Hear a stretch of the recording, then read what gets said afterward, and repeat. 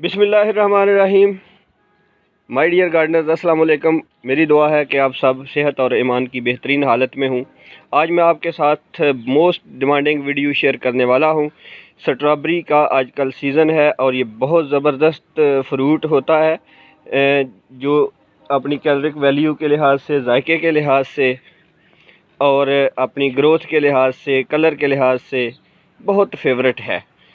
तो इसमें मैं आपको बताता चलूं कि आप आसानी से इसको अपने घर में गमलों में, ग्रो बैग्स में, छोटे छोटे से प्लास्टिक कंटेनर्स में आप उगा सकते हैं। अब वो कैसे उगा सकते हैं, ये तरीक़ाकार आज मैं आपके साथ स्टेप वाइज शेयर करने वाला हूं। तो इसमें सबसे पहला जो स्टेप होता है वो ये है कि आप स्ट्रॉबेरी के अच्छे रनर्स कहाँ से परचेज़ करें।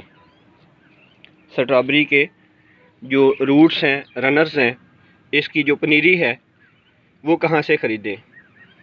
मार्केट में दो तरह के आजकल स्ट्रॉबेरी के रनर सेलर्स बेच रहे हैं। उनमें एक तो बिल्कुल फ्रेश हैं और दूसरे वो हैं जो 2-3 साल पुराने हैं। वो पुरानी रूट्स आपको उखाड़ के सस्ते दामों दे देते हैं। तो पुरानी रूट्स की जो फ्रूटिंग कैपेसिटी है वो कम होती है, इसलिए आप इससे गुरेज करें। हमेशा फ्रेश रनर्स आप हासिल करें किसी अच्छे सेलर से। मैं आपको सेलर्स के हवाले से रिकमेंडेशन भी दे देता हूं कि जो अच्छे सेलर हैं पूरे मुल्क में, जिनकी स्ट्रॉबेरी की रूट्स जो हैं वो काफ़ी हद तक लोग मंगवाते हैं, काफ़ी ज़्यादा तादाद में कमर्शियल फार्मर भी मंगवाते हैं, वो हैं इसरार खां साहिब। ये ख्वाज़ खेला से हैं, सवात से।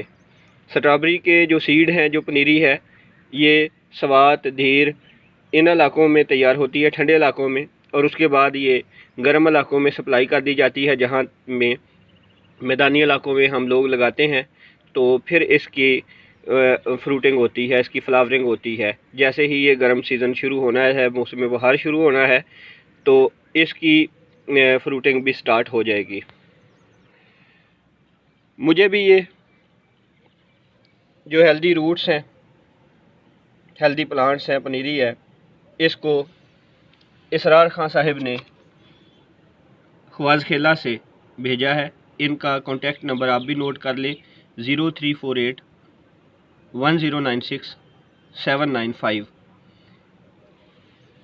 आज 4 नवंबर है और 28 को ये पार्सल जो है वो बुक हुआ था। इतने दिन गुजरने के बावजूद ये बिल्कुल फ्रेश मेरे पास इसके प्लांट्स पहुँचे हैं।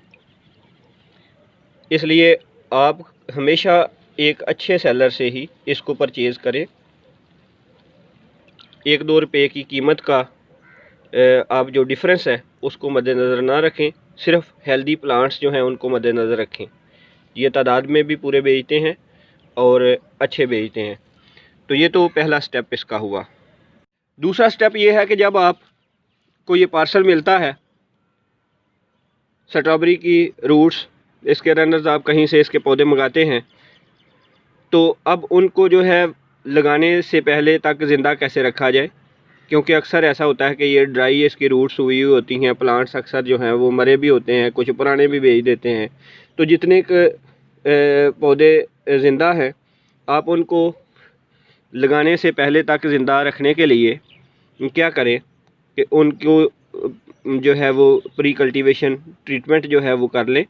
उसके लिए क्या करते हैं, कमर्शियल लेवल पे तो इसको तकरीबन 8 घंटों के लिए IBA, इंडोल ब्यूटारिक एसिड, ये एक प्लांट ग्रोथ हार्मोन है जो रूट्स की ग्रोथ को इसमें स्टिमुलेट करता है। क्योंकि इसकी जो पुरानी रूट्स हैं ये ख़त्म हो जाती हैं जब आप ज़मीन में इसको मिट्टी में लगाते हैं, तो इसकी नई रूट्स बनती हैं। तो जो पुरानी रूट्स हैं उनके ख़त्म होने के बाद नई रूट्स तेज़ी से बने, इसके लिए इसको एक सॉल्यूशन में प्लांट ग्रोथ रेगुलेटर डाल दिया जाता है पानी में, इंडोल ब्यूटारिक एसिड। वो मार्केट से आसानी से एग्रीकल्चरल स्टोर से जो है वो मिल सकता है आपको, तो वो भी आप इस्तेमाल कर सकते हैं। अगर वो इस्तेमाल नहीं करना तो आप इसमें हल्का सा NPK पानी में डाल के तो उसको जो है वो उसमें ये रख दें इसको तकरीबन 1 दिन के लिए। उसके बाद आप नेक्स्ट इसकी ट्रांसप्लांटेशन करते हैं। ट्रांसप्लांटेशन के लिए जो मीडियम मैंने इस्तेमाल किया है, इसमें 50% बल मिट्टी है और 50% इसमें पुरानी गोबर खाद मैंने इस्तेमाल की है। फ्रेश गोबर खाद इसके लिए रिकमेंडेड नहीं है। जितनी ज़्यादा पुरानी होगी, डिकम्पोज्ड होगी, अच्छी तरह से वो तहलील हो चुकी होगी, वही खाद इसके लिए बेहतर है। स्ट्रॉबेरी के लिए बहुत ज़्यादा फर्टिलाइज़र चाहिए, हैवी साइल चाहिए इसके लिए, इसलिए इसमें लोमी साइल जो है ये बेस्ट है स्ट्रॉबेरी की ग्रोथ के लिए। लोमी साइल का मतलब ये होता है कि जिसमें क्ले, सिल्ट और सैंड ये मुनासिब मकदार में, तकरीबन बराबर मकदार में हो, उसको हम कहते हैं लोमी साइल या मैरा ज़मीन। वो अच्छी होती है इसके लिए, लेकिन ये कि उसमें फ़र्टिलाइज़र आप ज़्यादा से ज़्यादा इस्तेमाल करें। ये फ़र्टिलाइज़र इसके लिए जो है उसमें अमोनियम कंटेनिंग, फास्फेट कंटेनिंग और पोटाशियम कंटेनिंग फ़र्टिलाइज़र रिकमेंड किया जाता है। इसलिए आप इब्तिदा में इसमें अगर केमिकल फ़र्टिलाइज़र इस्तेमाल करना चाहते हैं तो उसमें DAP और पोटाश जो है वो आप इसमें इस्तेमाल करें। जो घरेलू हैं ग्रोअर्स, मतलब किचन गार्डन में जो ग्रो करना चाह रहे हैं, तो उनके लिए यही है कि आप लोग बाल मिट्टी इस्तेमाल करें और साथ में ऑर्गेनिकली ग्रो करवाना चाहते हैं तो फिर जो है वो मेरी तरह आप भी 1 साल से पुरानी जो गोबर खाद है वो इस्तेमाल करें। अगर आप स्ट्रॉबेरी को डायरेक्ट ज़मीन में लगाना चाहते हैं, कमर्शियल फार्मिंग करना चाहते हैं, तो उसके लिए इसकी मल्चिंग की जाती है, यानी जड़ी बूटियों के उगाव को रोकने के लिए और स्ट्रॉबेरी के फ्रूट को ज़ाया होने से बचाने के लिए आप इस पे एक प्लास्टिक पेपर जो है, पॉलीथीन पेपर, वो लगा देते हैं और उसके अंदर फिर स्ट्रॉबेरी के प्लांट्स लगाए जाते हैं। लेकिन अगर आप डोमेस्टिक लेवल पे लगाना चाहते हैं, किचन गार्डन में लगाना चाहते हैं, तो इसके लिए आप मल्चिंग बाद में भी कर सकते हैं, क्योंकि आप मैनुअल वीडिंग भी कर सकते हैं इसमें, कि जो जड़ी बूटियाँ उगें, छोटे साइज़ के आपके पास पार्ट होते हैं, ग्रो बैग्स होते हैं, उनमें से आसानी से आप उनको रिमूव कर सकते हैं और स्ट्रॉबेरी के प्लांट्स के इर्द गिर्द आप मल्चिंग कर सकते हैं, बाद में भी कर सकते हैं, पहले भी कर सकते हैं।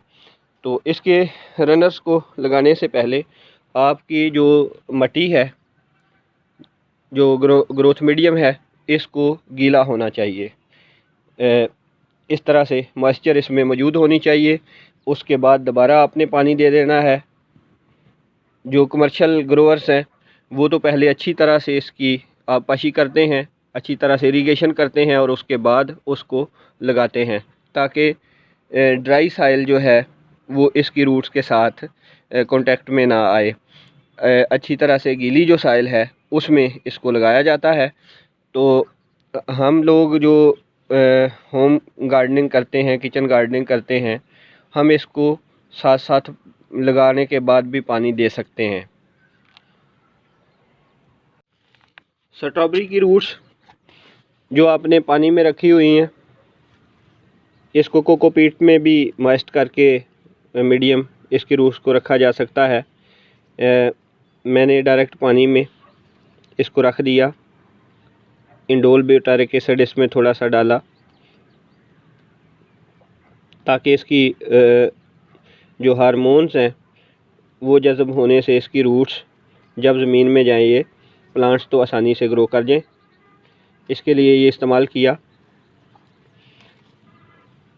आपने ये याद रखना है, इसको बहुत इकट्ठा करके बहुत गर्म जगह पे नहीं रखना, वरना ये दरमियान वाले प्लांट गल जाएंगे। जब भी रखना है इसकी रूट्स को आपने नीचे से अच्छी तरह से खोल देना है, ताकि इंडिविजुअल प्लांट एक दूसरे से अलहदा हो जाए और उसके बाद इसको मिट्टी में या किसी और जगह पे या पानी में रखें। इसके लिए इसकी तैयारी में क्या करना है आपने, एक तो आपको मैं पहचान बता दूं कि जो फ्रेश रूट होती हैं, फ्रेश प्लांट होते हैं, जो इसी साल के ताज़ा पनीरी होती है, उसमें इसके नीचे ब्लैक लंबा सा स्टेम नहीं होता। बाज़ दोस्तों ने ये जब स्ट्रॉबेरी की पनीरी मंगवाई होगी तो वो ये नोट करें कि इसके प्लांट के नीचे बाज़ प्लांट्स में लंबा सा सख्त सा एक स्टेम होता है, वो पुरानी पनीरी होती है 3-4 साल पुरानी, वो वही रूट्स उखाड़ के तो वो बेच देते हैं। जो फ्रेश प्लांट्स हैं ये ज़्यादा फ्रूटिंग कैपेसिटी इनकी होती है, ये मैं बार बार आपको बता रहा हूँ। आप अपने सेलर से हमेशा फ्रेश प्लांट्स का ही तकाज़ा करें, वो देखने में भी आपको महसूस हो जाएंगे। इसकी रूट्स जो हैं फ्रेश होती हैं, इसका स्टेम यहाँ पे वो ब्लैक सा मोटा सा स्टेम नहीं बना हुआ होता, बारीक प्लांट होते हैं ये इस तरह से। अगर आपको वो पत्तों समेत बेचता है तो आप इसको लीव्स को अलहदा कर दें। इसके बाद इसके साथ जो ये फालतू पुराने और सूखे हुए इसके हिस्से हैं आप उनको भी अलहदा कर दें। इस तरह से साफ़ करने के बाद आप इस प्लांट को इस तरह से लगाएं कि इसका ये जो क्रोन है जहाँ से इसकी नई कोंपल निकलनी है, नई बड जो है वो जहाँ मौजूद होती है, आपने इसको ज़मीन के अंदर यूँ नहीं दबाना। हमेशा आप इसकी सिर्फ़ ये रूट वाला पोर्शन जो है इसको थोड़ा सा ज़मीन के अंदर आपने यूँ दबाना है, बाकी हिस्सा इसका मिट्टी के ऊपर रहे। मैं आपको ये लगा के दिखाता हूँ कि ये हमारे पास प्लांट है, ये इसकी रूट्स हैं।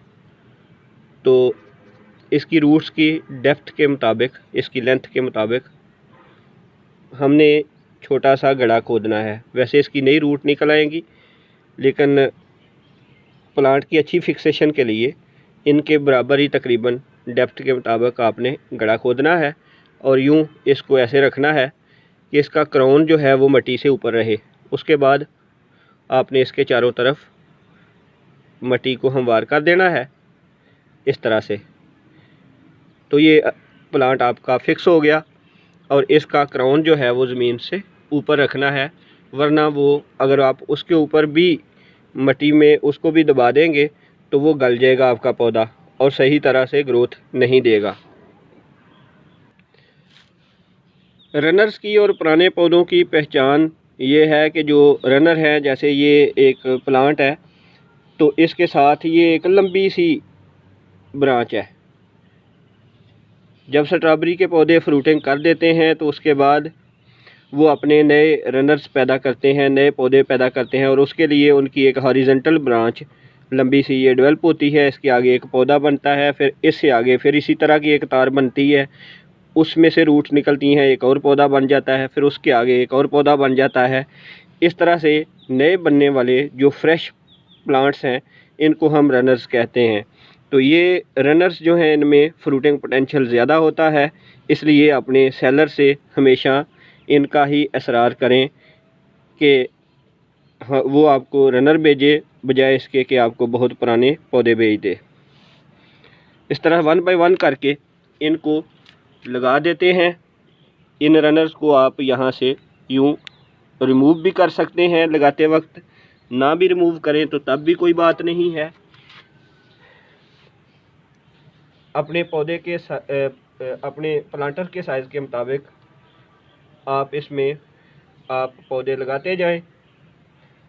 इस तरह से तकरीबन इनका म्यूचुअल डिस्टेंस, एक दूसरे से जो फासला है वो घरेलू लेवल पे अगर आप लगाते हैं तो 6 से 9 इंच तक आप रखें। और कमर्शियल ग्रोवर्स जो हैं उनका वो रेज्ड बेड पे इसको लगाते हैं, ऊंची ऊंची मंडेरें बना के उस पे लगाते हैं।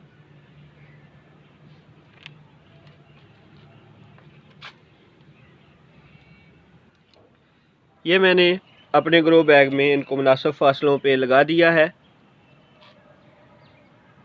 और स्ट्रॉबेरी के प्लांट्स की अच्छी ग्रोथ के लिए इसके पानी का इंतहाई ख्याल रखें। कभी भी मिट्टी को ड्राई नहीं होने देना, ख़ास तौर पे जब आपने इब्तदाई तौर पे इनकी ट्रांसप्लांटेशन की है तो उस वक्त इसकी मिट्टी को हर वक्त गीला रहना चाहिए। इसलिए मैं भी इसको ये वाटरिंग कर रहा हूँ, शावरिंग कर रहा हूँ। किचन गार्डनिंग में आपके पास बहुत सारी लिमिटेशंस होती हैं। स्पेस का इशू होता है, लाइट का इशू होता है, पानी का इशू होता है, फर्टिलाइज़र का, ग्रोथ मीडियम का, इसके ऊपर मुख्तलिफ़ तरह के पेस्ट के अटैक का।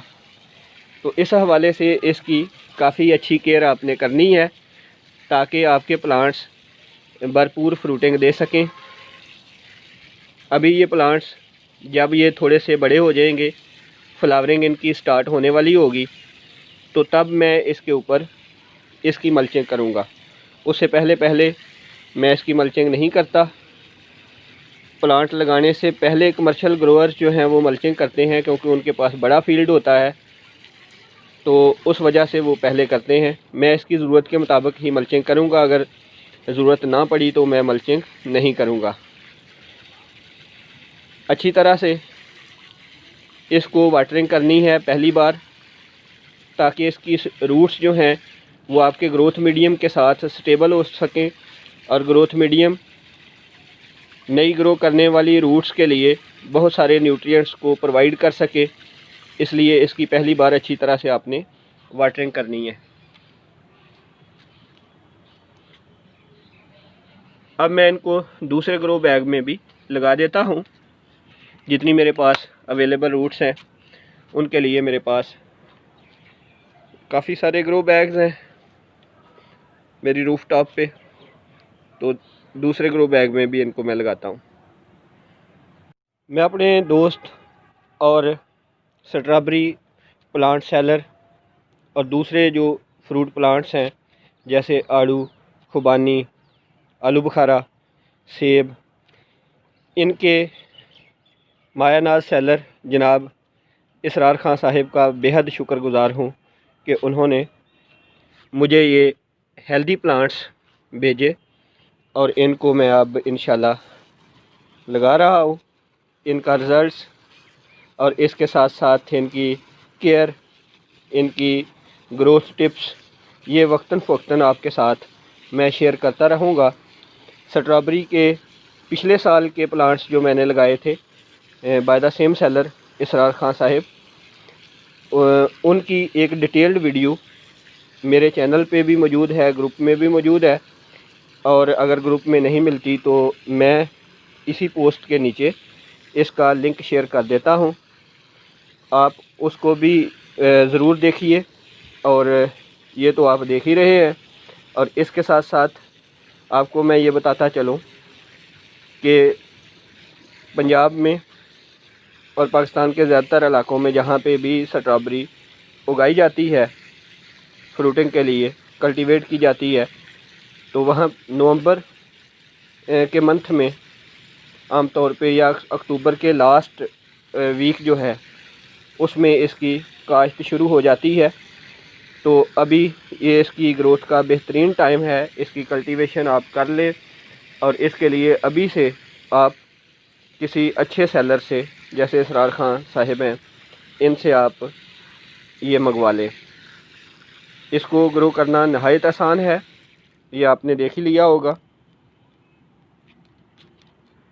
इसके लिए बहुत बड़ी ज़मीन नहीं चाहिए, बहुत बड़ी स्पेस नहीं चाहिए, छोटे छोटे से ये हर्बेशियस प्लांट्स होते हैं तो आसानी से ग्रो कर जाते हैं। अपना बहुत ख्याल रखिएगा जी। अल्लाह हाफिज़।